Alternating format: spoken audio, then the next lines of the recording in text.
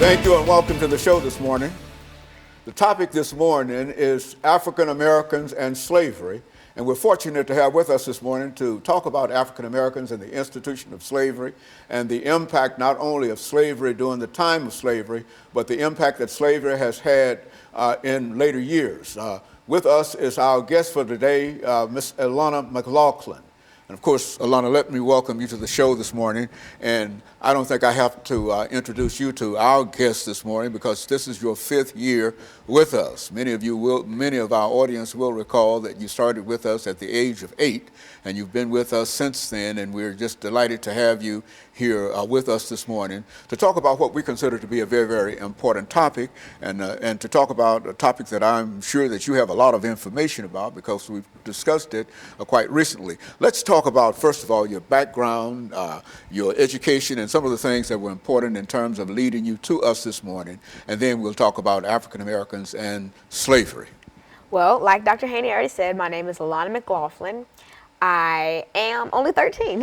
Well, I turned 14 this year, but something that really led me to the show was the natural spark that I think that I was born with, that I inherited from you. As a child, I really loved to talk, act and dance around and stuff, and then I realized that I had a vocabulary that exceeded my years by a far, and I had this natural kind of fearlessness in front of cameras and large audiences, and I really thought, and so did you think, that we could really put this to use by educating people on subjects that are commonly known, but with facts that aren't commonly known. And so that's really what led me to the show this morning, and now, about 6 or 7 years later, here I am.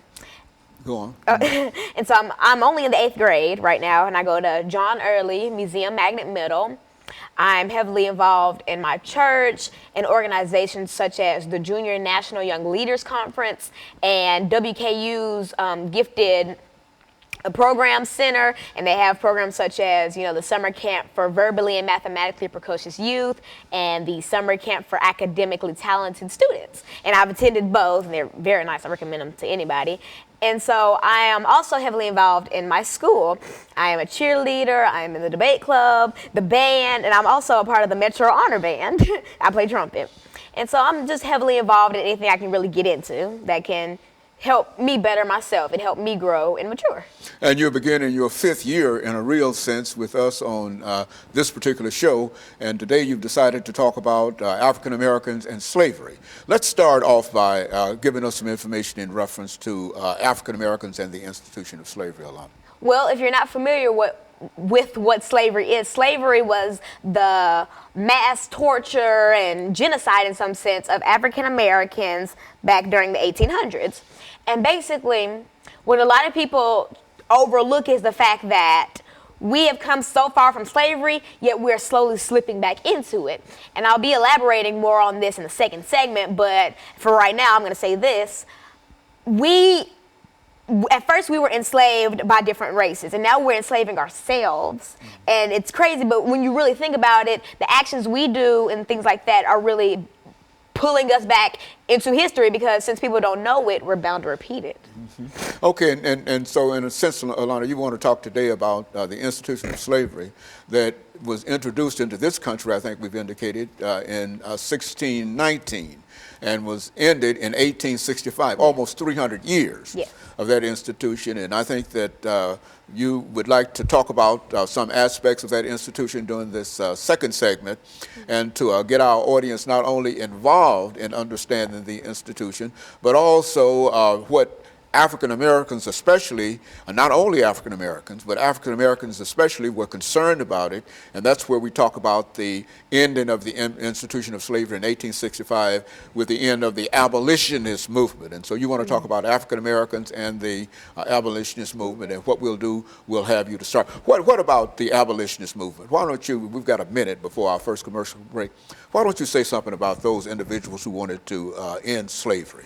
Well, for every terrible thing that happens in history, there are always those few brave souls who fight against it or choose to tell their story. Like for the Holocaust, there was Anne Frank. For slavery, which I'm going to be talking about, there were people such as, Harriet Beecher Stowe and, David Walker.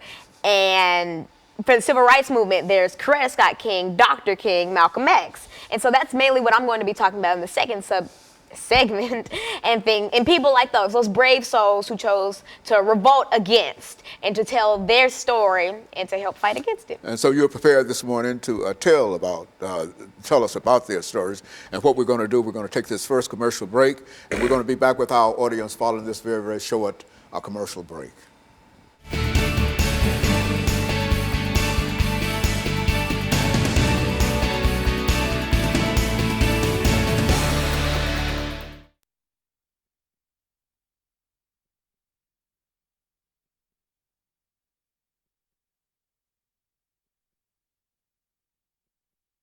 But I was going to say that, but it sounded wrong. Okay. No, it was the Liberator. That's Liberator. That's one of the most important. For some reason, I almost said the Anti-Federalist. No, that's John Adams. Yeah. Liberator was one of the few white newspapers that had regional and national coverage. Yeah, it was called the Liberator. He said, "I will not equivocate. I will speak." And he would not shut up in a real sense. There's a lot of famous things that William L. Garrison said in American history in reference to his opposition to the institution of slavery. And so we wanted you to talk about that. William L. Garrison. Okay, David Walker. When we come back, we start talking about the abolitionists. And appealing for articles in Harriet Beecher Stowe, Uncle Tom's Cabin. You got to say something about the slave, about what they were appealing against, about slave, how they worked and what. No. Okay. 1 minute. Okay, so Harriet Beecher Stowe, William L. Garrison, David Walker. And if we have time, Frederick Douglass. I'll throw that in there. You always try to find time for Frederick Douglass. He's one of the great. I always find time for Frederick Douglass. Yeah, well, my life motto. Yeah, he's indeed very, very significant. Yeah, he was an aide to Lincoln. Like, talk about getting to the big leagues, escaping slavery and then being an aide to the president. Ooh. Yeah, and this he did. Yeah, well, no.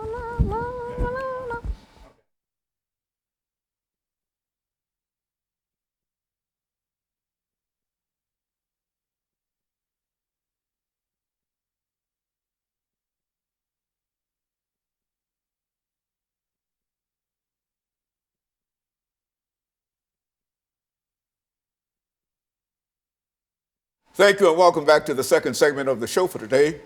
The topic is the abolitionist movement and African Americans, and we're fortunate to have with us to talk about African Americans and the abolitionist movement, Alana McLaughlin. And Alana has already given us some information in reference to her background, education, and why she feels that she is qualified in a real sense to talk about slavery and the abolitionist movement. And so, Alana, let's see if we can pick up where we left off before our first commercial break, and to have you to start dealing with the abolitionists, those individuals who opposed slavery and some of the impacts that they had on American society. So if you're just tuning in the first subject, I really said that for every terrible event in history, there's always someone who either shares their story and their experiences to give us an inside knowledge, or there's someone who fights against it. Like, for instance, during the Holocaust, Anne Frank kept her diary, and her father, Otto Frank, decided to publish it after her death to show people what the Holocaust did to them and how the Holocaust really was. And during slavery, we had abolitionists. We had people such as William L. Garrison, which is one of the few Caucasian people who decided to rise against slavery. And basically, he just decided to say, hey, you know what? I'm going to fight against this to my death, and I do not care what y'all threaten to do to me. And he's also known for being an editor of a newspaper called The Liberator. And this was an anti-slavery newspaper, which was one of the few back then. And he, in a real sense, he decided to fight for those who didn't have a voice. He was the voice of the people, and he dedicated his life and his safety to showing the world that this is not right and that this is something that we should end. And another big person who was an abolitionist was David Walker. David Walker is known for writing and appealing for articles. And if you're not familiar with it, I'll give you my favorite quote from it, which basically says, "It is no more harm to kill a man who is trying to kill you than it is to take a drink of water when thirsty." And basically, to break that down for you, it's saying that it is not bad to kill someone who's trying to kill you. It's like, kill or be killed. And that's basically all that an Appeal in 4 articles mainly talked about. It was revolt against slavery, kill or be killed, give your life for this, because, they're going to kill you, so you might as well kill them first. And that's what a lot of abolitionists thought back then, because imagine being in a situation where it's someone else's life or yours. You may not want to believe this, but you're most likely going to choose your life, because if someone's beating you, torturing your family, you're going to want to fight against it. And that's what a lot of slaves did. John Brown's revolt in West Virginia. And I was very fortunate to be able to visit Harper's Ferry last year and be able to see where the revolt took place. And, so many people gave their life for this. And John Brown gave his life for John Brown's revolt. And all these things were wake-up calls to so many people, like, is what I'm doing right? Would I enjoy someone doing this to me? Mm-hmm. And so aside from William L. Garrison and, John Brown and David Walker, there were so many women. And I think a very famous woman is a woman by the name of Harriet Beecher Stowe. If you're unfamiliar with Miss Stowe, she was the author of Uncle Tom's Cabin, which was another one of those, books, pamphlets, articles that basically just slammed slavery, condemned it, said it was a sin and so many things. And it was outstanding, and it was really heartwarming to see that so many people woke up and smelled the roses, and they finally believed that this was wrong. And so, us African Americans and all the other races that were enslaved, we are forever grateful to those Harriet Beecher Stowes and to those William L. Garrisons of the world, because without them, we would have still been enslaved, or our story wouldn't have gotten out as widespread as it did. Harriet Beecher Stowe's Uncle Tom's Cabin sold over 300,000 copies in its first year. And that is a lot. Like modern day, that's a lot of copies of that. So just imagine 3,000 people, I'm going to say about a good chunk of them are saying, wow, this woman's so stupid. And then there's always that percentage of them that are praising her and saying thank you and crying and just on their knees thanking her, because you give insight to the horrors that we go through. And you are risking your life for people, most of them you don't even know. Just for strangers, but you feel their pain in a way, and you know that what people are doing to them is wrong. And so we are always thankful for those types of people, because without them, we don't even want to think what would be going on. Just think about, for instance, Anne Frank and the Holocaust, and a bunch of other powerful Holocaust writers. Without them, would we really have an eye-to-eye view of what the Holocaust was really like? Because there weren't that many recordings, and there were pictures, and you can see that in the Holocaust Museum in D.C. Beautiful, well, not beautiful, but powerful museum. And it's crazy to sit and think about all of this, and we cannot forget the people who delivered us from slavery, because even though President Lincoln freed us, these people freed us way before we were free. They gave their lives and stuff, and you just have to be thankful for someone who's willing to give their life for you and doesn't even know you. Over the last minute, I'm reminded of Harriet Tubman.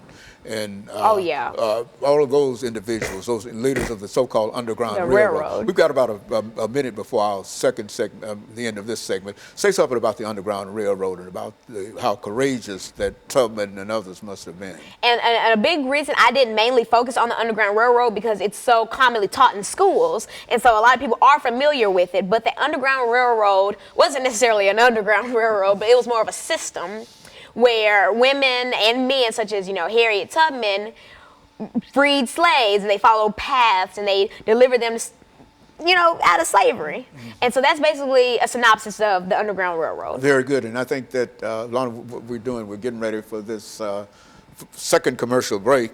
And then when we come back, we have about 10 minutes. And what I'd like for you during the third segment is to not only think in terms of the institution of slavery, but think in terms of some of the issues that young people ought to be familiar with and they ought to know about even at this particular period. And so we'll be back with our audience following this very, very short commercial break.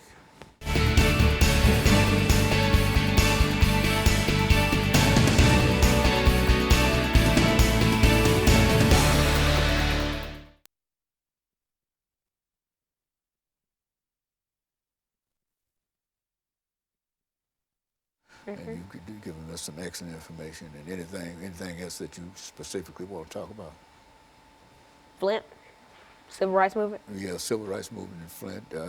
The outcome of slavery, which is to say that Africans received their emancipation in 1865, but in many instances there was in many instances there was separation and segregation and lynchings and et cetera, which created the civil rights movement. And some of the civil rights issues today has to be what? Flint.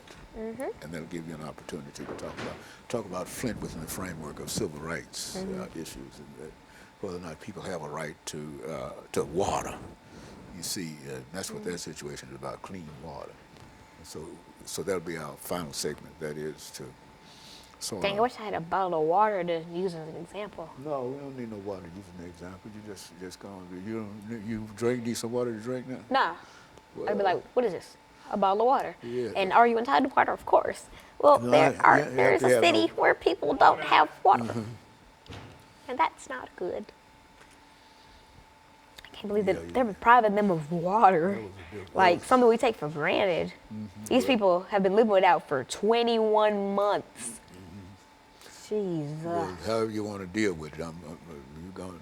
But make it as I said before. Slavery came to an end in 1865. Africans still had to struggle.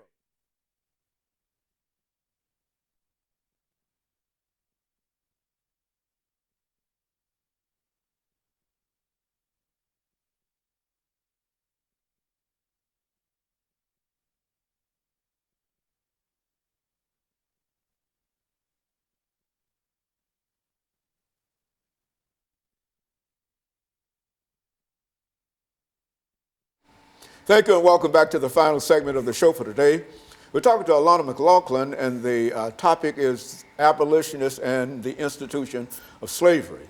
And during this final segment, Alana, let's see if we can not only deal with the abolitionist movement, but to think in terms of the mindset that abolitionists had during the period. And it was that mindset in a real sense that led to the emancipation of slaves by President Lincoln in the 13th, 14th, and 15th Amendment. And then it got into what we would now call civil rights, which is to say that we're still dealing with some of the basic issues, both black, white, others, and et cetera, dealing with the attitude that folks had during the institution of slavery. Let's look at it from that perspective. So, all right, after we were emancipated from slavery by President Lincoln in 1864? 65.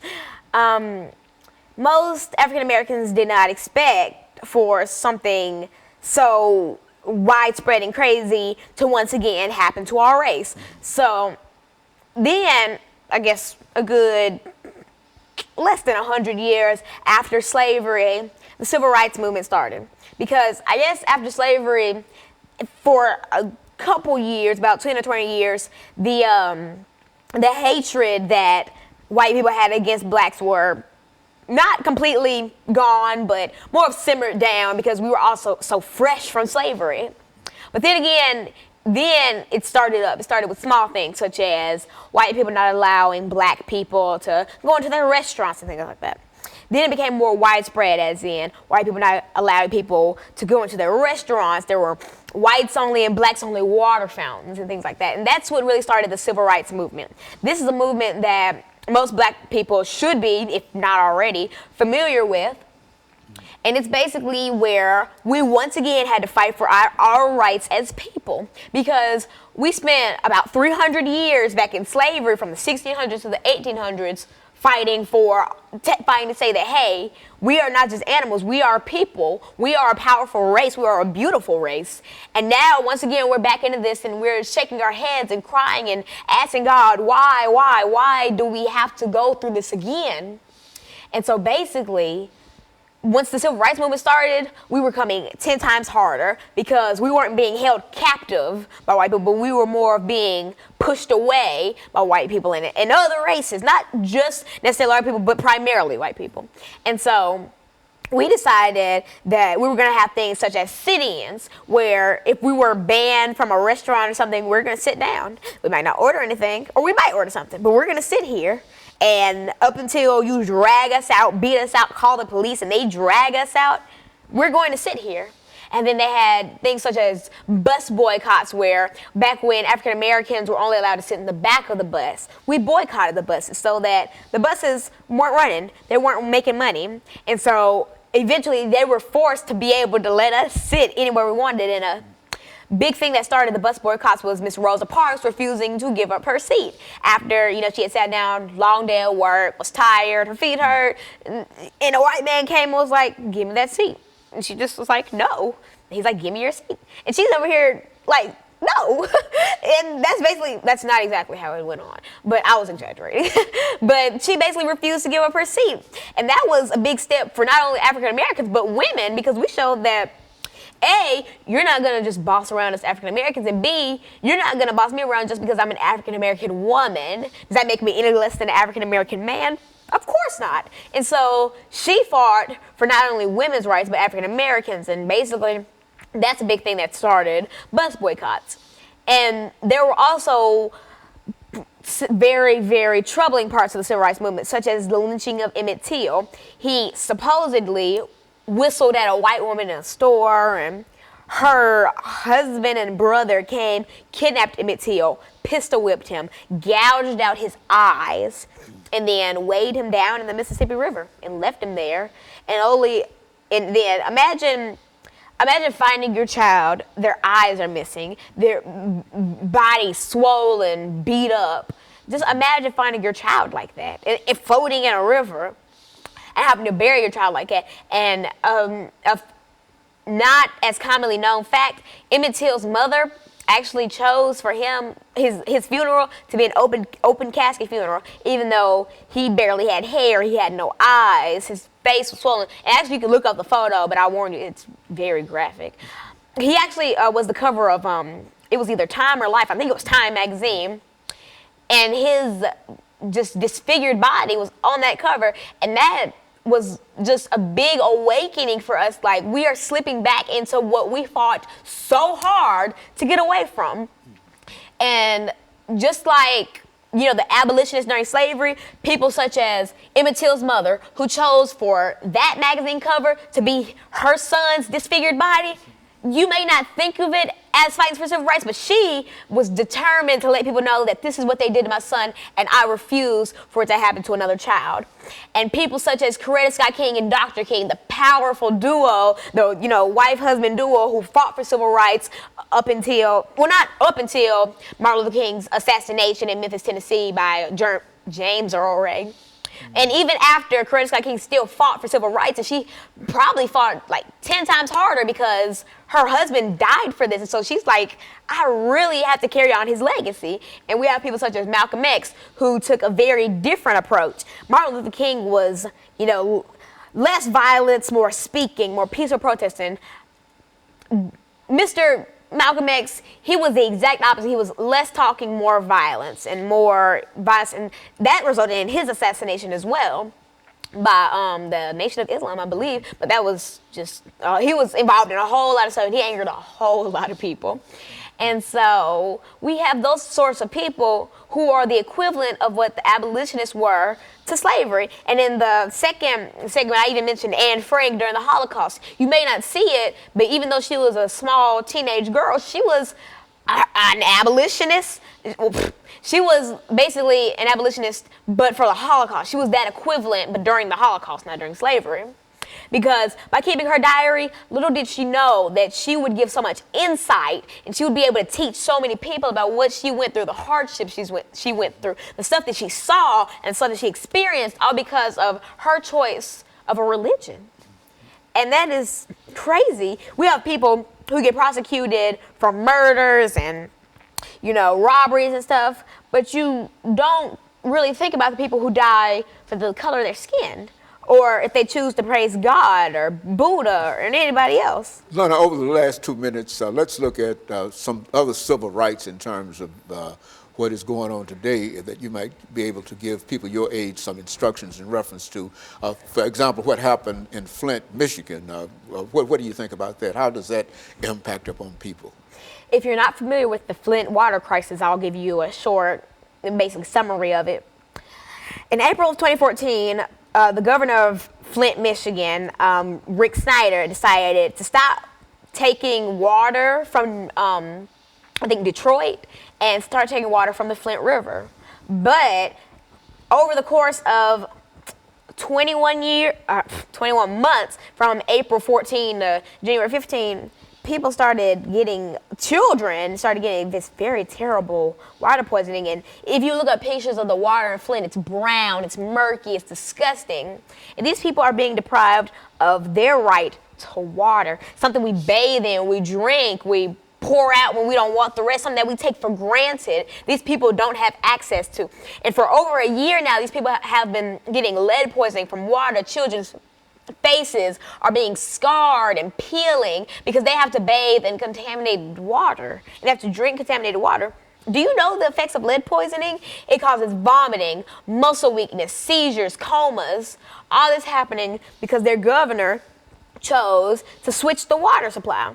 And another thing that I personally find mysterious about the whole situation is that Rick Snyder changed the water supply in April 14, but only up until January 5th of 2016 did he finally declare a state of emergency in Flint. That's a 21-month span. These children have been suffering from lead poisoning, which is deadly, which is, I think, a big reason why they changed pencils from being lead. I think they changed it to mercury, but they don't have a lot of lead pencils anymore. And so, Well, why don't they have lead pencils? Because children eat the lead and get lead poisoning. You know, they could have developmental issues and it could even kill you because from the effects of it. And that's crazy. And these people are subjected to this. They don't even have fresh water.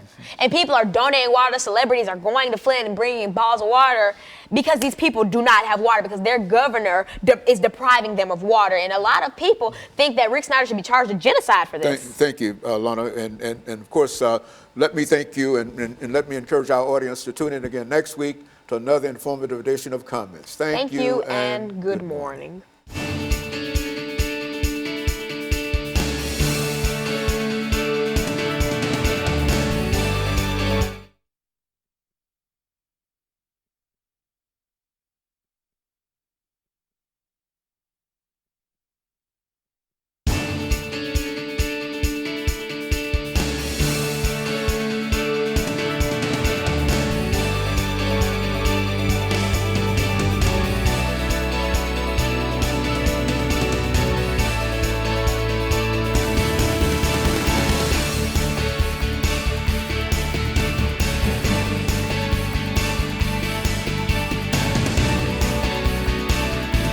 Thank you and welcome to the show this morning.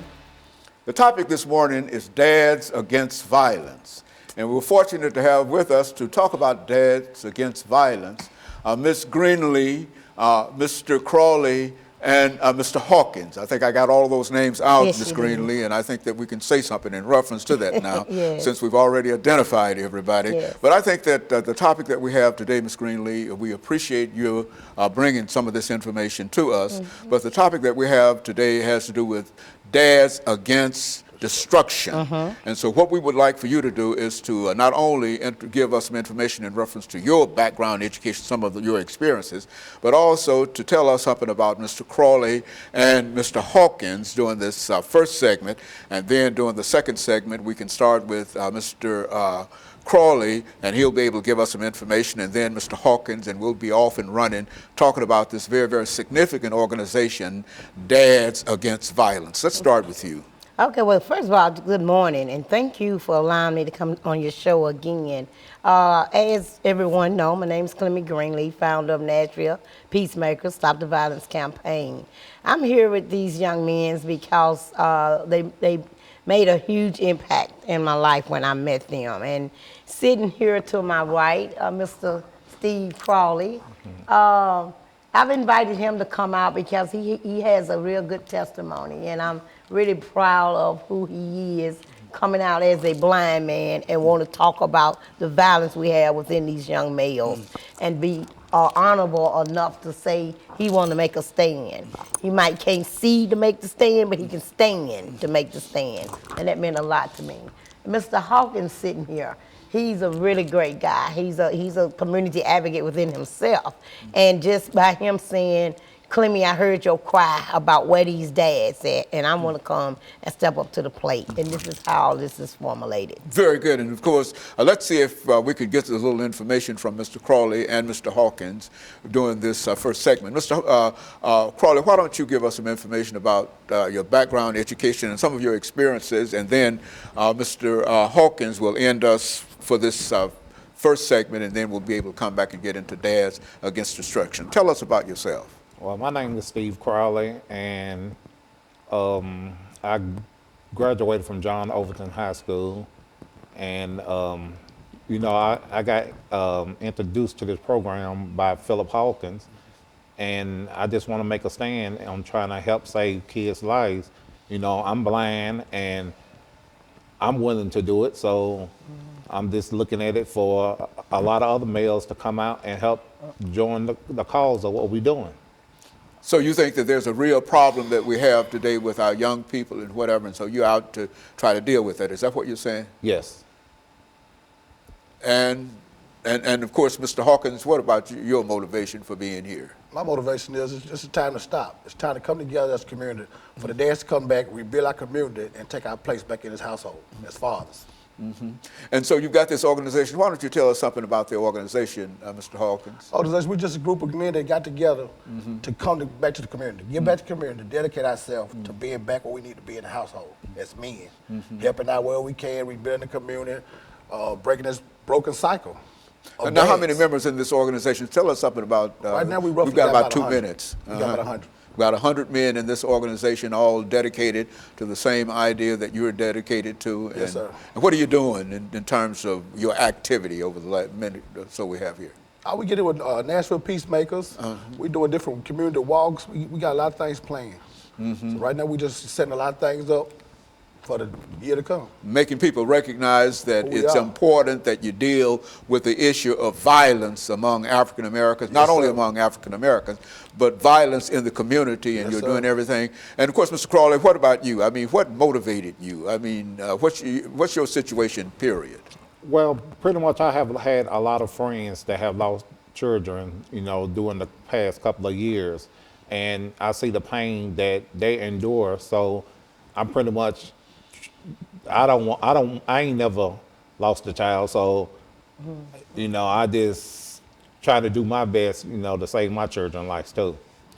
And to feel that you're important in terms of trying to deal with this as an issue. You're not standing back, as Ms. Greenlee indicated, that you could very easily say that your disability, and of course you might not consider it a disability, but your condition will allow you to come out and even oppose the violence in the community. Is that what you were saying? Yes. And of course, I think we've got about 20 seconds here of what we'll do, Ms. Greenlee.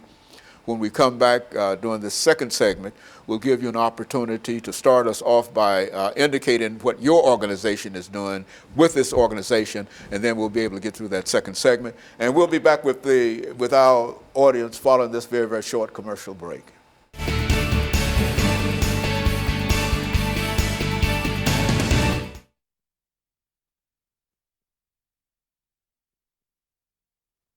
Ms. Crawley, you're doing great. I know. You're doing great. Yeah. You can't catch my signs. You Yeah. know, signs that I be sending out. But He gonna try to give him nudges. Remember Yeah. I told you try to give him nudges when you see him. and Come right in that- just start talking. I'll know when you talking and when you run out of anything to say or Yeah. whatever when you're Okay. through. But just start talking. When we come back, Ms. Greenlee is going to start us off during the second segment, and she's going to talk about how she became involved with y'all and what y'all have been doing and everything that you possibly can say, Ms. Greenlee, in terms of what they're doing and how important it is. And then we'll allow, after you make some statements in reference to that, Mr. Crawley, we're coming to you again. And this is your opportunity to Say whatever. Say it is whatever's that on your you- mind in yeah. reference to it, and et cetera. However it falls upon your heart Yeah. to say it. And I mean, you new to it. You new to it. Let them know you new to it. I'm new to it. I don't really know nothing yet, but I know I'm getting in it. know something's got to happen. And then I'm gonna touch base on my mother's group, and then that's when you talk about after I came in and actually sit in on one of Miss Greenlee's mother's group.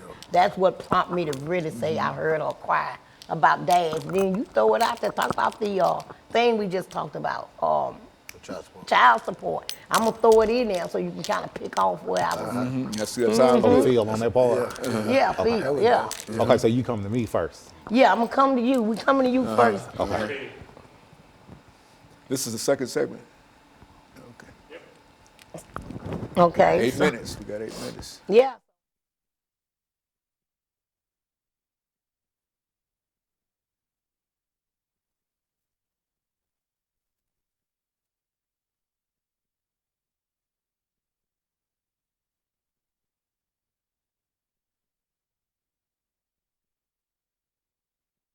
Thank you and welcome back to the second segment of the show for today.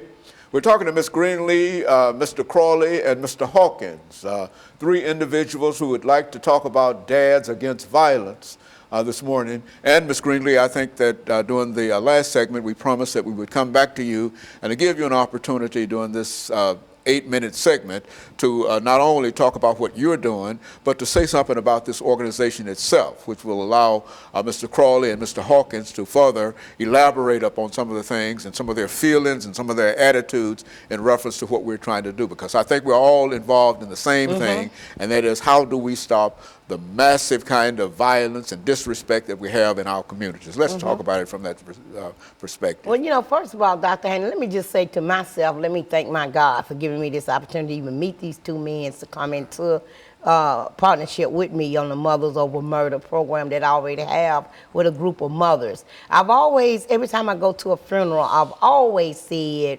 where are the dads? Because everybody comes to the mothers. That's normal. The mothers, the grandmothers, and but I've always wanted to know, how do a dad feel, whether that was your son or not? How do you feel to continue hearing about these young black males? Now I know earlier you said violence is violence, and it is, but I am only here for my African American black males. I'm not prejudiced at all, but I'm staying on my subject of what I'm trying to accumulate, and that's bring some reduce the violence in my own community.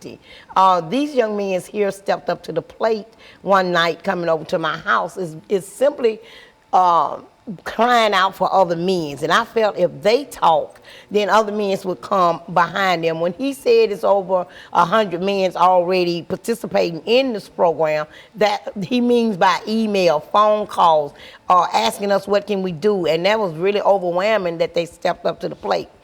We have a lot of organizations out here, and I'm not saying that. Everybody know I don't never pick out organizations. I don't worry about organizations.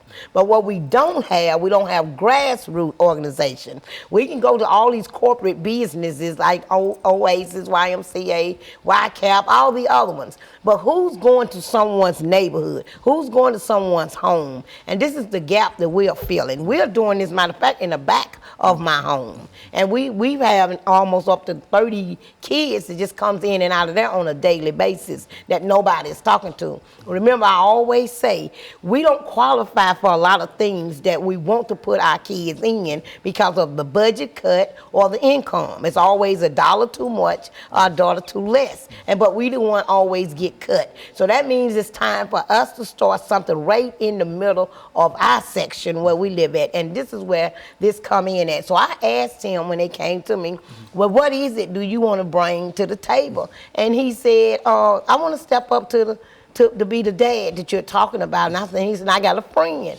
And so when he brought his friend, which is Mr. Hawkins, when he came through the door, Crawley, when he came through the door, and I was like, oh my God, it's Tone Loc. Tone Loc was the original gangster rapper back in the early 70s and 80s, and that's what I call him. But when I found out he was blind, I didn't see the stick. And but I know he would follow my voice, but it was certain things I done, and I just asked him, are you blind? He said, yes, ma'am. him. I'm like, oh my God, that inspired me even more. That he's taking a chance of coming out. They don't even see where he's walking, but he know what he want to do. And Mr. Crawley, what are some of the things that you think about when you think about what you're doing here? Well, I'm just trying to save another child's life. I'm tired of hearing all the time on the news that another child have lost their lives. And we have meetings every Saturday at 5 p.m. and we need a lot of more dads to come out and support us. And, you know, I guess at the end we will give out our phone numbers and information to pretty much, you know, so they can get in contact with us. Would you suggest, Mr. Crawley, that if all of the dads who have lost children in this city were to get together, they could make a powerful statement in reference? And I think that's what Ms. Green and the rest of you are trying to do, is to get all the dads. Have you thought specifically about the dads who might have lost children in this community and who might almost feel compelled to be a part of what you're trying to do? Yes, that's what we need. We need them to come out so we can talk to them and see how they feel about situations and help us pretty much try to stop the violence. I think, Mr. Hawkins, if we say that when we look at the statistical information, we're talking about hundreds of people dying in the streets of Nashville since over a year's period, we can say that all of those children had dads. And while they were not all men, all of them had dads and mothers, you see. And so in a real sense, if you could make them conscious, if you could get just those folks who have lost children during this period, I think that you would have a powerful say. What do you think about that? Exactly. But we also out to the dads who haven't lost kids. You know, we're trying to stop all this. You haven't lost a child, come on in. You have lost kids, come on in. We can get together, sit down and talk. You know, a lot of these homes is broken now, you know, due to child support issues. You know, they need to give us back our lives. You know, you're taking our money and you're breaking our homes. What do you mean when you say homes are broken because of a child support issue? Okay, like child support, they take half your check. A man go out to work, they take half his check. That man come back in that same home. The mom and the fathers, they argue because this man not making the money he's supposed to make. So you got a boy out here, his son. You got a daughter out here. The son ended up selling drugs to try to make ends meet.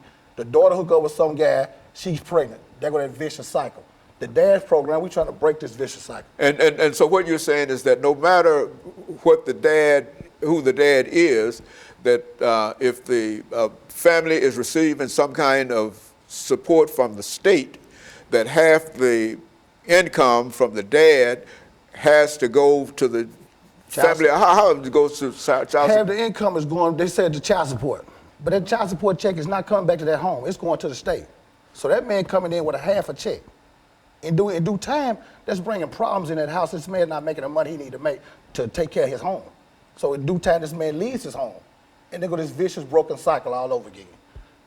And so, Mr. Greenlee, would you suggest that perhaps you ought to think about doing something about that welfare check kind of situation? Oh, yeah, that's next. Yeah, because that. We finna hit all that. If the father knows that he has to pay half of his check, that half that check does not go to the family, it goes back to what? The state? Right. So you work with half a check. Half a check, and then that half of the money that you're working for goes back to the state for child support. Is that what we're saying? Right. And so we're all suggesting, and I think that's what we're suggesting. Is that right, Mr. Crawley? That something ought to be done. Somebody ought to say something about that at the very, very least. Yes. And because I think we've got a commercial break that's coming up during the next 13 to 14 seconds, and then we'll get back and we'll talk about that, because I think that is a real issue. I was not aware of that happening. I would have assumed that if half that, and we'll be back with our audience following this very, very short commercial break.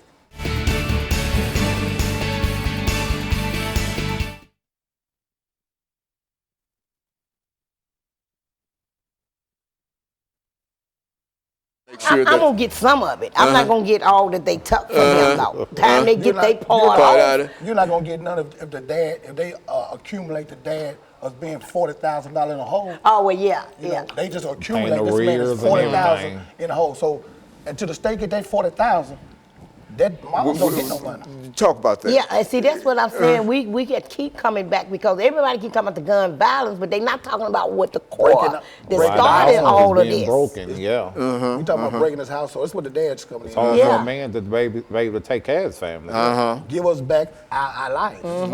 Let us come back and do what we need to do. Yeah. In other words, if the mother has received child support, some kind of welfare from the state over whatever long period, that when the father happens to be there and he's out working, well, the state immediately tries to get the rear Yeah. that they've given to the mother Oh, through yeah. that little piece of money. My And the nephew money going couldn't be through that it. much. My nephew going through it right So now. you're on a broken cycle. Yeah. I saw his check, $400. When he got through, it was $57 that he got paid. How that man supposed to raise Okay, 3 kids so for we $7? talk about that. We're going to talk about all these Yeah, things. so they don't want to open. They say they don't want to really just Yeah, we face open- we that. open it up. But Yeah, I told well, you, I mean, I didn't know know that. you ain't. Huh? Now I know you will. Well, I don't mind my name being associated with that. Thank you I very know much. that. Thank You you know, very I much. appreciate What we that. need. Yeah. Yeah. But I'm just.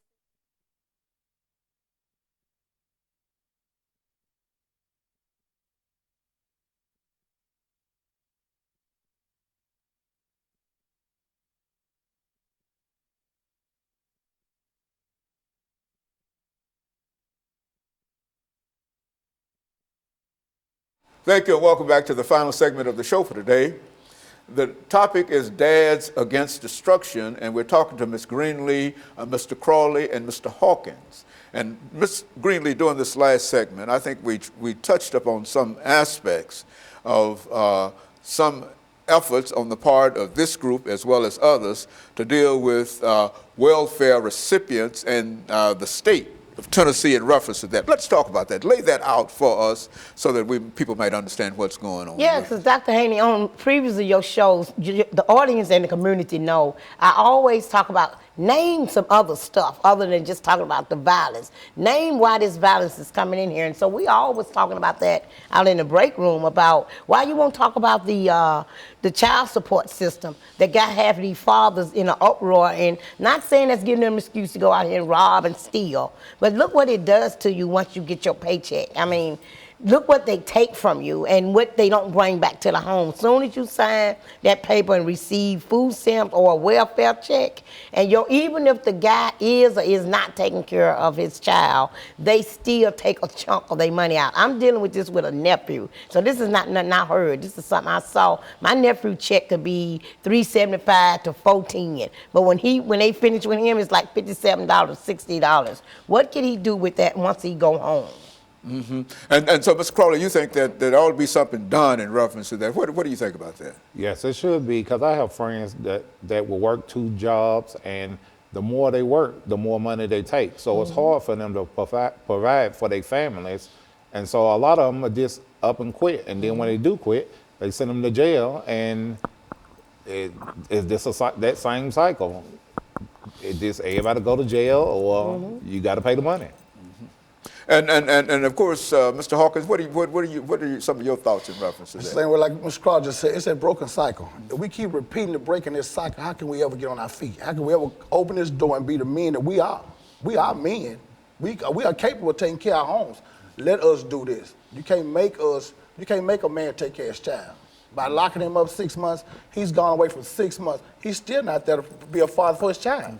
So what do you get out of that? And you find that to be quite common when individuals are unable to pay the... That's 100% common. That's what's going on today. That's very common. Yes, And every individuals who might find a little job, Right. whatever that little job might be. I think you indicated might be $200, $300, but the state will take $500 of, half of that income. You come home with a $47 check. And to pay back the state for having given that money. Right.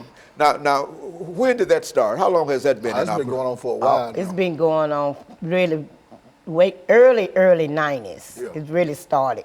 But it had gotten worse. It wasn't that much money that they was taking out. The money seemed like it accumulate a high rate every year. Right. So I tell people all the time, why won't you talk about these things? It's true.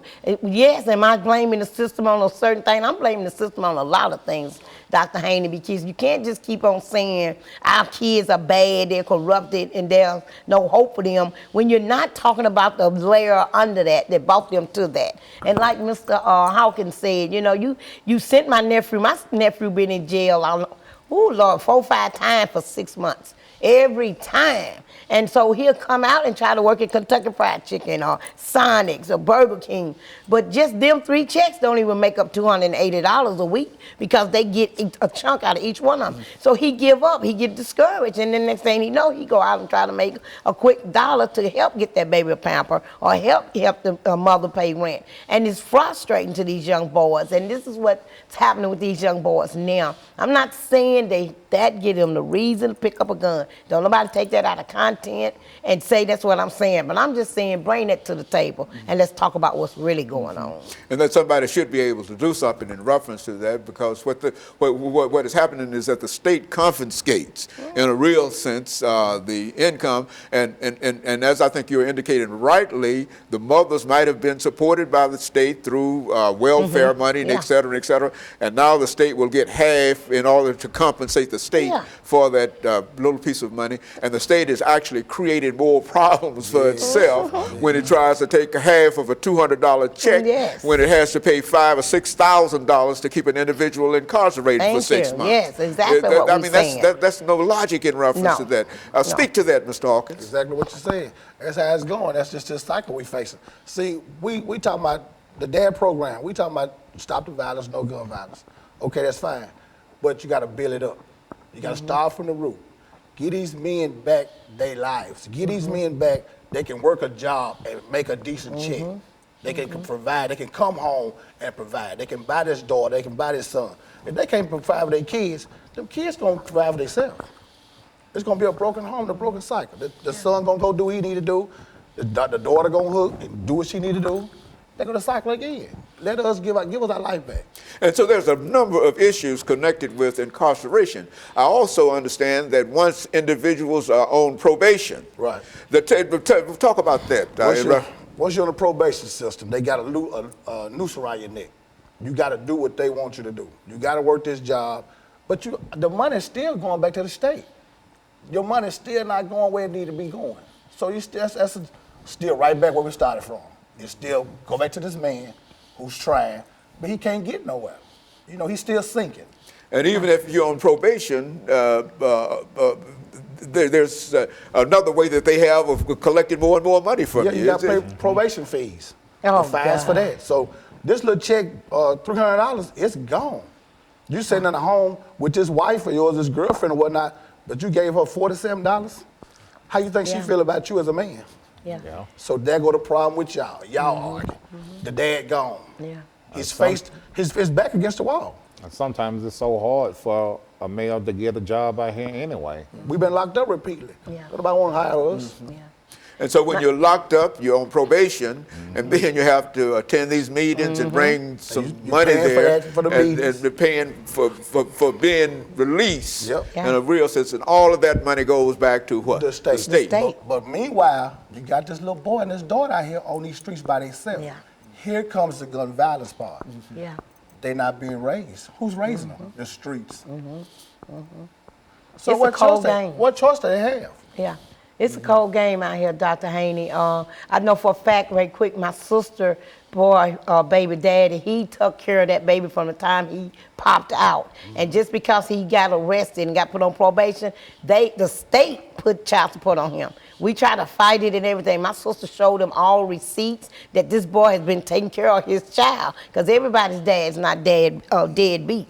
And they took him down through there. So the system comes in anyway, whether you want it, whether the mama put it on him or not. Half the time the mom didn't do it. The state just done it because you called some kind of little small charge. Right. And then you go spending money for child support and then probation fee, drug testing, the class you got to go to. So that's another $140-something every week that you got to have, plus the child support. Which is to say that the state in reality take $200 or $400 Yeah, check out yeah, anyway, yeah. and no So matter what else you do. That and make anybody want to, I got to go do what I got to do to survive. And so we're not trying to justify anything. The only thing No. we're trying to justify here today is that the state has to look into this, because the state is responsible in a real sense for all of its citizens. And if you've got a large number of citizens, black or white, caught up in that kind of situation, then they are simply creating more problems for themselves than they are actually. But anyway, we've got about a minute and a half to go. Ms. Greenlee, a final statement from you. My final statement is let's quit worrying about all the problems we have out here, and let's start getting to some solution. We've been saying this for years and years. Let's make this year 2016 step up to the plate. Nashville Peacemakers, 1535 11th Avenue North. That's where the mom's meeting is at, and that's where the dad's meeting is at. I'm not trying to be in competition with anybody. I just want everybody to come out and step up to the plate. And Mr. Crawley and Mr. Hawkins, both of you would also agree with that sentiment, Yes, right? sir. Yes, sir. 100%. Very good. And we've got about 30 seconds. How can they get in touch with you, You can reach Philip Hawkins at 615-753-9355. And you can reach me, Stephen Crowley, at 615-630-4465. Phillips Hawkins, Steve Crawley, and Ms. Greenlee. Let me thank the three of you for coming by and giving us some Thank you. excellent information in reference to some of the things that are going on, and information that I was not familiar with. I mean, it has helped me more than perhaps our audience. And of course, we'll be back with our audience next week for another informative edition of Comments. Thank you and good morning.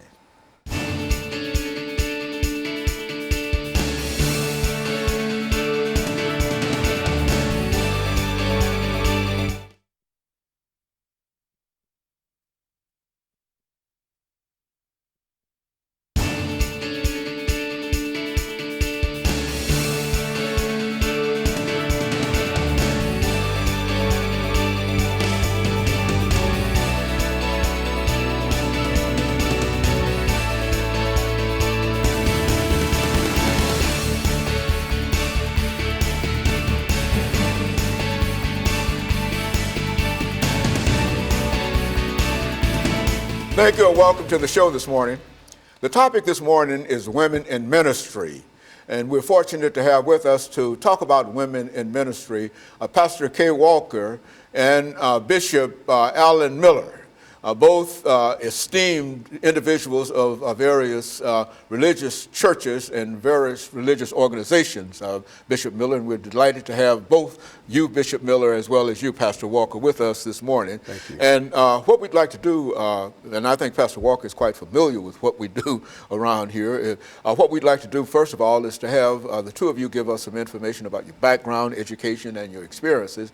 And Pastor Walker will start us off by not only making some statements in reference to that, but telling us how it came that he was able to bring you to us this morning, and that will give you an opportunity to talk about some of your experiences and et cetera. And then we'll be out of that first segment, and then we can get into the second segment dealing with women in ministry. Let's start off with you, Pastor Walker. All right, there. Thanks a lot again, Dr. Haney, for allowing me the opportunity to come on the show.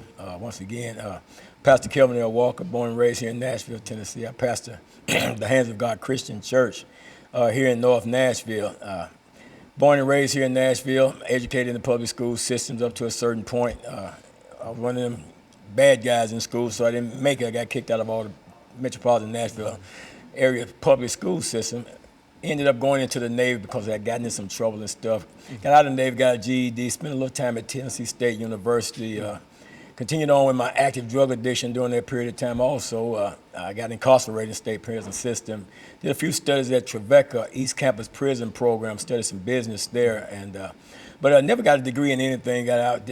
Later on, I did some business courses at Edmondson Junior College, and that little school folded up and everything. But I've been fortunate enough, Dr. Haney, although I don't have a degree in anything, but I've been fortunate enough to be around and associate with people that are very knowledgeable and that do have degrees. And I find myself sitting here on this stage right now between two young men with doctorates. So I'm blessed to know that. And also to be able to introduce a dear friend of mine that I met some years ago, Bishop Dr. Alvin E. Miller, Sr., who's definitely a great man of God, has written a book and taken on a challenging subject that I know that probably caused the loss of a lot of friends and everything. And I let him tell you more about who he is and where he come from. This is Bishop Dr. Alvin E. Miller. Bishop, why don't you tell us something about yourself? Thank you, Dr. Haney and Pastor Walker. My name is Alvin E. Miller. I'm the pastor of the St. John Missionary Baptist Church in Clarksville, Tennessee. I'm originally from Fort Pierce, Florida. I grew up as a migrant child on migrant labor camps in Florida. When I was a child, a young man, I also was a delinquent, in trouble with the law a lot, and I flunked the first grade. Was sociably promoted to the second, third, fourth, fifth, and sixth grade, as well as the seventh grade. Never went to the eighth grade. Skipped over the eighth grade and went directly to the ninth grade. And so once I played football in high school in Florida, and I went to Eastern Kentucky University, where I received a BA in sociology. Played on the football team there, and we won the 1979 1AA National Championship, and I was the A.B. Chevrolet Most Valuable Player. In 1985, I enrolled in the Southern Baptist Theological Seminary in Louisville, Kentucky, and I received my Master of Divinity. And in 1999, I graduated from Oral Roberts University with my Doctor of Ministry. I have spent 32 and a half years in the United States military, Army as a chaplain. I retired about a couple of years ago, and I reside now in Nashville, Tennessee. And so you brought us this man here today, with Pastor Walker, a man of great esteem, bishop in a church, to talk about, and looking at your background, Reverend, I can understand that you understand where you came from, you understand where you came from, and I think that all of us can say essentially the same thing. And I think it's an encouragement to a large number of young people who might be able to see us this morning, to know that no matter what the situation might have been or might be, that all you have to do is persist. And I think that the two of you represent what we are dealing with this morning, that it is possible to overcome anything, and that there's nothing impossible when you decide to put God in the situation with you. And so what we're going to do, Bishop, we're going to take this first commercial break, and we're just delighted that Pastor Walker was able to bring you by with us, but we're going to take this first commercial break, and we're going to have a 2-minute break, and we're going to come back and we're going to give you 8 minutes. We're going to start off with Pastor Walker, and we'll give you 8 minutes to talk about your book, Yes, sir. Women in the Ministry, Preach, Sister, Preach, and then that will give us an opportunity during that final segment to simply round out some of the things and some of our hopes and our aspirations. But I simply want to thank you for being with us, and let me encourage our audience to wait on us following this short commercial break.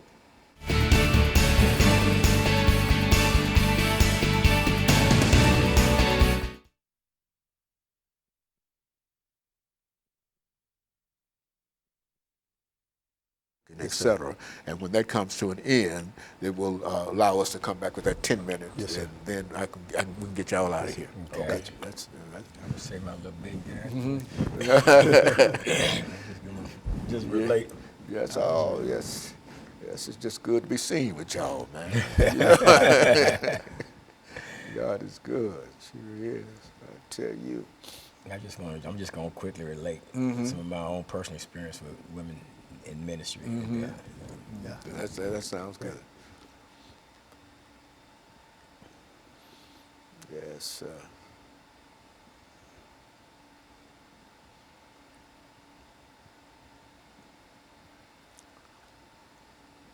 And so you were as you was a chaplain in the service. Which service were you involved? Army. Army. Yeah.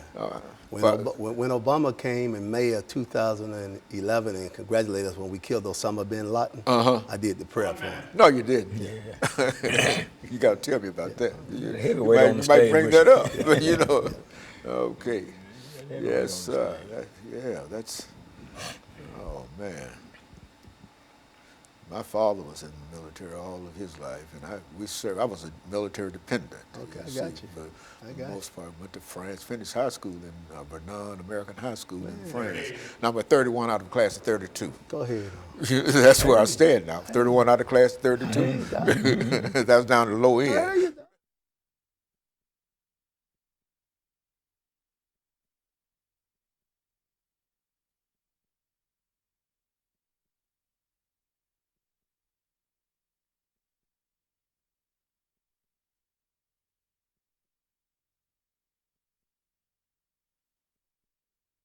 Thank you and welcome back to the second segment of the show this morning. We're talking to Pastor Walker and Bishop Miller in reference to women involved in the ministry. And Pastor Walker, let's start off this segment by having you to give us some information in reference to the topic itself, women involved in ministry, and then we'll allow Bishop Miller to talk about his book and some of the things and reflect in a real sense upon females involved in the ministry.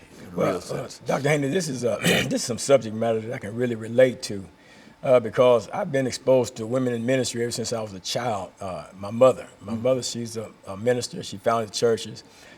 She deceased back in 2014, Bishop Florian Knox. And but she founded church. The church still stands in existence right now. My brother pastored at Universal Christian Holiness Church. I grew up in that church. I experienced other ministers, women ministers, Bishop Sally Swift, Bishop Clara M. Roberts, all out of Indianapolis, Indiana, along with a lot of other female ministers over the years of my life. When I was out there on drugs and everything, that Pastor Evangelist Sheila Kaur, she, with the Servants of God non-denominational church, she would come out in the streets and she would minister to me. And that's when my mother planted the seed. She came along and she watered it. And it was during that period of time back in 1986 that God called me out of active drug addiction into the gospel ministry. And it was through the workings of these godly women and stuff that reached out to me and stuff like that and planted. As a matter of fact, in 1990 or 1992, I can't remember exactly now. But I was ordained. I was ordained in Indianapolis, Indiana, up under the pastorate of Bishop Clara M. Roberts up in Indianapolis. So I've had quite a bit of experience with women in ministry, and to be here with Dr. Avani Miller, Sr., to talk about this, preach my sister, preach the biblical defense of women in the gospel ministry. I mean, and hear what I'm saying. The biblical, not his opinion, but the biblical defense for women in ministry. The reason he can take it to the Bible and show that. But that's my experience that I've had with women in ministry. So I'm one that you can't come to me and talk to me about what a woman cannot do, and you can't use the traditional stuff like God can cause a donkey. Because to me, that sounds disrespectful. You know, to speak, you can use whoever. But you know, the thing is this, and I commend Bishop Miller for him taking on the challenge to explore this subject, study this subject matter out, and then to present it to us in a book form in a way that we can all understand it. So I just yield to him. Okay, very, very good. Bishop Miller, let's talk about women in ministry. Yeah, you know, for most part, pastors and preachers, they use a text out of 1 Corinthians chapter 14, and they use 1 Timothy chapter 2 to say that women were not called because Paul was addressing an issue, and he was saying that women are supposed to remain silent in the church. And then he said, I suffer a woman not to teach or usurp authority over a man. Okay, but at the same time, then First Corinthians chapter 11 says, a woman, if a man prays and prophesies with his head covered, he dishonor his head. Then it uses the same terminology that if a woman prays and prophesies with her head uncovered, she dishonor her head. So why would he use, if he didn't want women to preach, why would he use that same illustration? And so I think what was going on, as I share in the Bible, is that there was an issue that was going on in the book of Corinthians and in the congregation that he addressed in the book of Timothy, where he addressed that, because he really didn't mean for women not to preach, because there's too much in the Bible. There's too much illustration that shows, even from the Old Testament.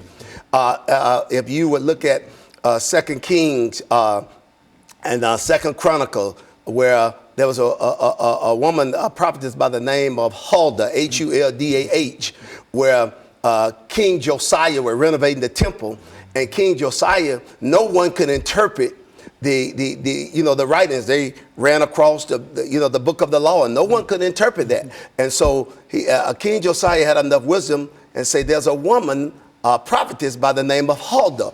Take it to her.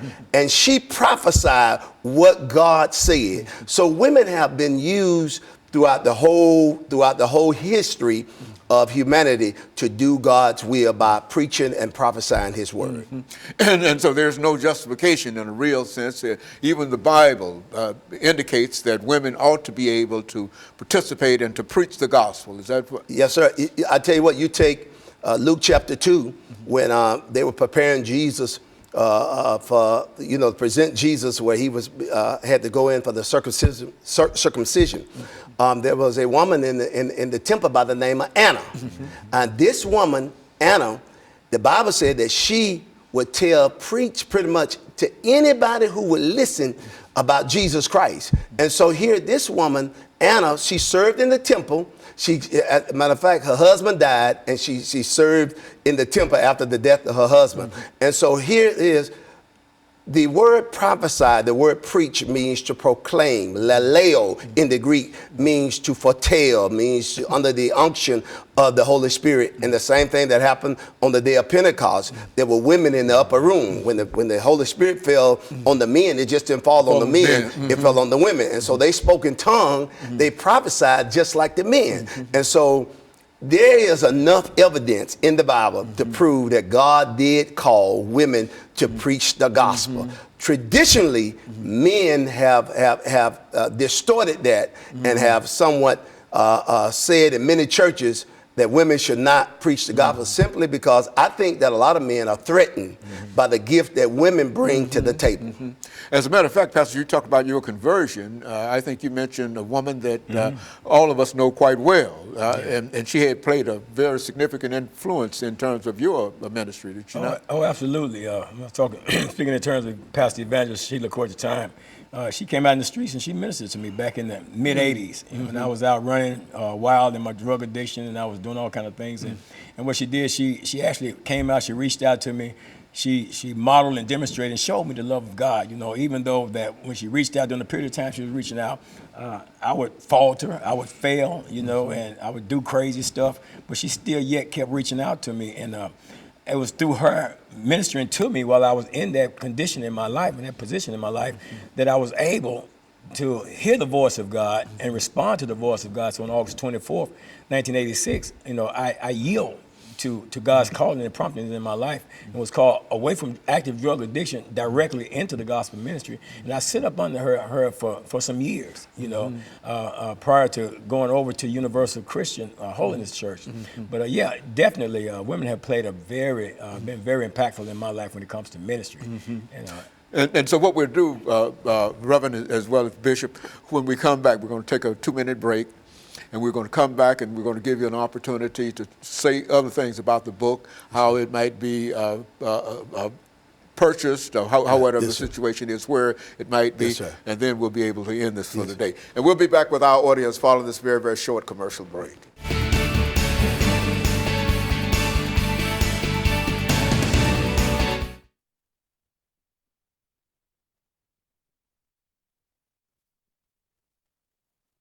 Till everything, you have 10 minutes to talk about your book. Okay, you see, and when you get through talking, he'll come over here, and then I'm going to let you talk us out today. Okay. Yeah, just give me enough time to say amen. That's Okay. That's all I need. I got you. Yes, I got you, sir. I can't have talk no. This is an excellent show. Yeah. Yes. I like this. Because you brought us by Reverend from over on Frank Stevenson, Yeah. Frank Stevenson. Last time I think you sent Stevenson with a couple of women over here. Yeah, He was having trouble with his congregation. I mean, not only his denomination in reference to the whole thing. They ready to string him up. Yeah. So how did his situation? His situation probably hasn't changed that He's much. probably still watching his back. Okay. Yeah, brother, still watching his back, man.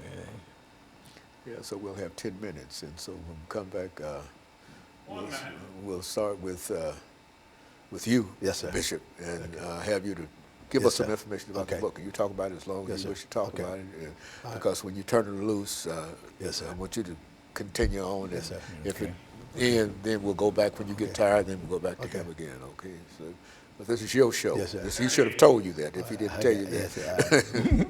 Yes, I told you.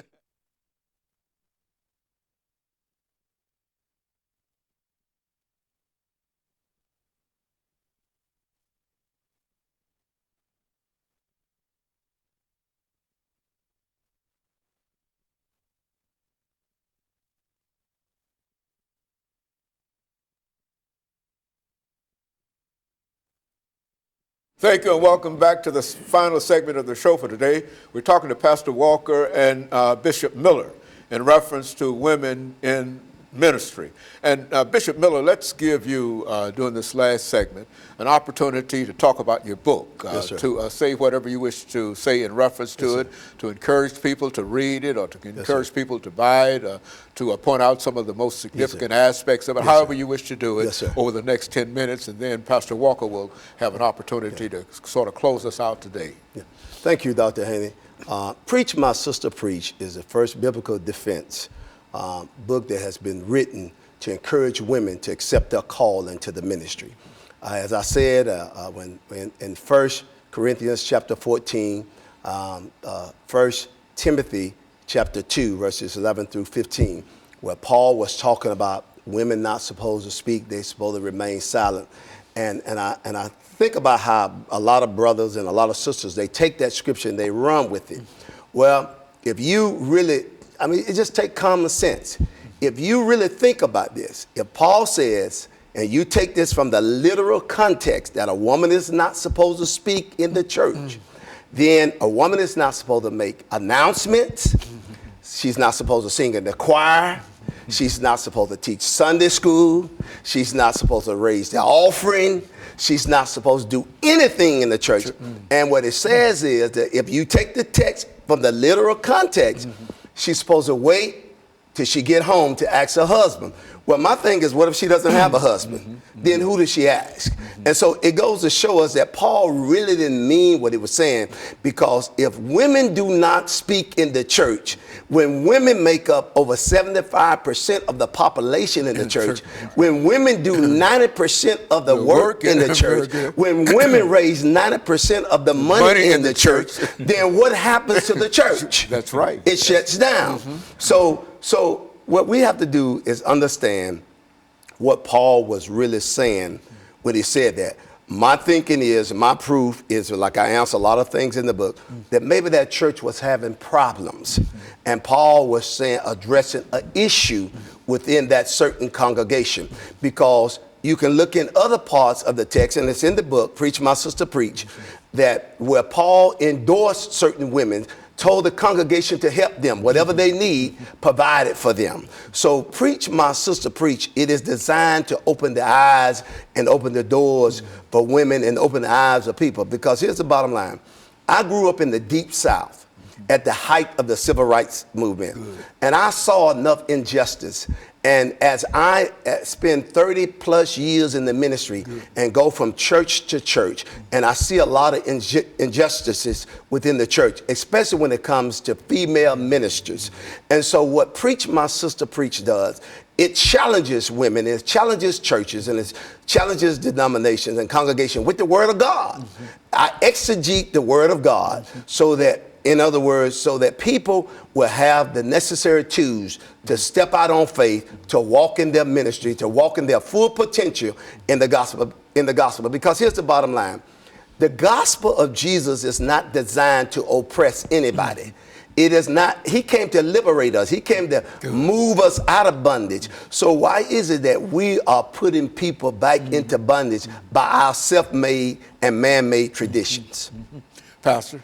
You know, I think a lot of this, too, is rooted in some men's insecurity when it comes to what women ministries and what women can do. Because, as Bishop says, it's threaded throughout the Bible. You know, they was the first to declare the resurrection of Jesus while the men was out hiding.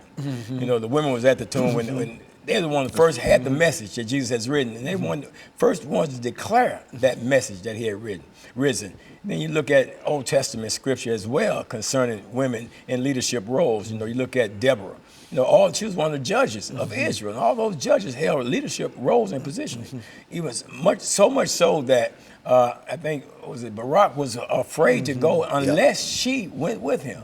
You know, so you find all these different situations where women are effectively ministering in the Bible, not outside the Bible. So we're not talking about opinions, but I believe Dr. Miller's book is based upon biblical facts, you know, that really shows that if you really want the truth, then you'll stop living on the surface, you'll stop serving on the surface, you'll stop practicing your religious belief on the surface, but you'll dive deeply into what the Word of God is saying and gain meaning and understanding from what the Word is saying, and he's brought that out. And so, Bishop, your church is obviously ready having women involved in church. But now, what are some of the churches that don't have women? What would you say in reference to them this morning? I would say I would encourage them to read the book and to read it along with the Bible. And because I give practical illustrations, I bring out the word that makes it so easy for you to understand. And I would encourage them, just read the book and then just follow the examples that the Bible provides for us to show that God is not a God of liberation. God is not a God of oppression. He's a God of liberation. And so once we have that concept, once we have that understanding, because technically, if they're gonna use these scriptures to try to oppress people, then I can use the scripture that says that if your eye offend you, pluck it out. If your hand offend you, cut them off. We don't see people plucking out their eyes, do they? We don't see people cutting off their hand. But yet and still they want to run and take those scriptures to oppress the women. Because I'm going to say this.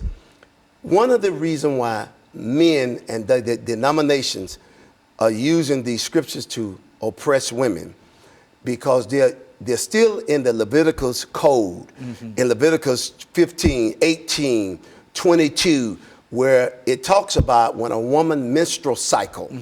And so a lot of preachers, back when I was coming up, old preachers say, well, the reason why I don't want women in my pulpit, because I don't know the time of their cycle. And so therefore, it's best to just exclude all of them.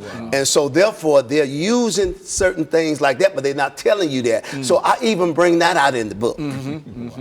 And so, now, do you find that this is a challenge dealing with females in the church among African Americans as well as other races and et cetera? And where do you find the strongest belief in reference to this? Definitely in the African American church. I mean, white churches. I mean, it's across the broad. It's a broad spectrum. I mean, it's amazing to me that how people began to attack me when I came out with this book, and how so-called friends pretty much created a divided line that I drew the line in the sand. And because simply, and I'm amazed that women attack me for trying to liberate them. And so it's amazing. But I understand the concept, because it's like when slavery, when President Lincoln signed the Emancipation Proclamation, it was the slaves on the camp saying, "Man, what we gonna do now? Man, I ain't finna leave the master." And so, so I understand the concept. Once, when you're in darkness, when you're in slavery, you know anything. You don't know about freedom, so you're afraid of it. And so I think he said, like Pastor Walker said, that a lot of male pastors are afraid of the talents and the gift of a lot of females, because I'm gonna tell you something.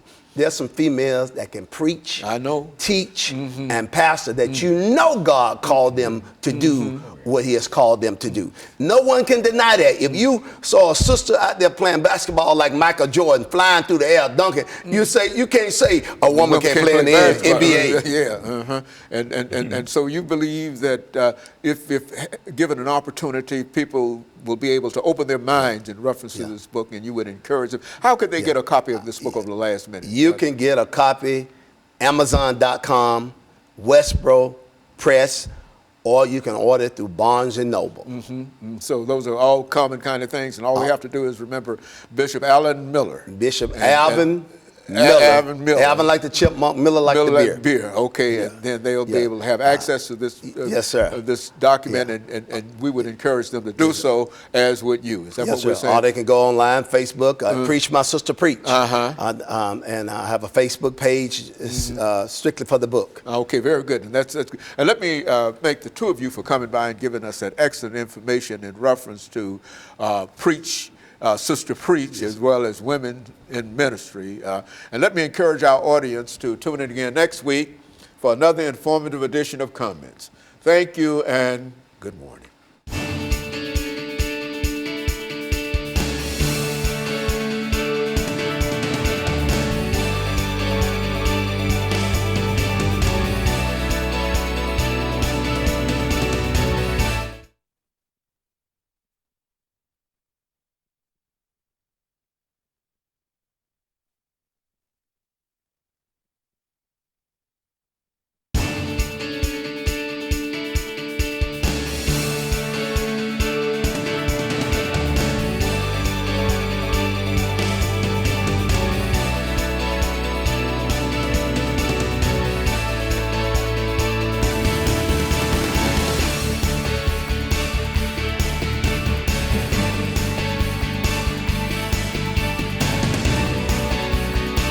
Thank you and welcome to the show this morning. The topic this morning is housing for the homeless. And we're fortunate to have with us to talk about housing for the homeless, Reverend Jeffrey Carr. Reverend Carr has a lot of information dealing not only with housing for the homeless, but he's made every effort in terms of putting his beliefs into action. And so we'll have quite a bit to do and quite a bit to say in reference to that. But first, Reverend Carr, let's see if we can get you to give us some information about your background, your education, and some of your experiences, and then we'll have an opportunity to talk about other things. Indeed, Doc. It's first and foremost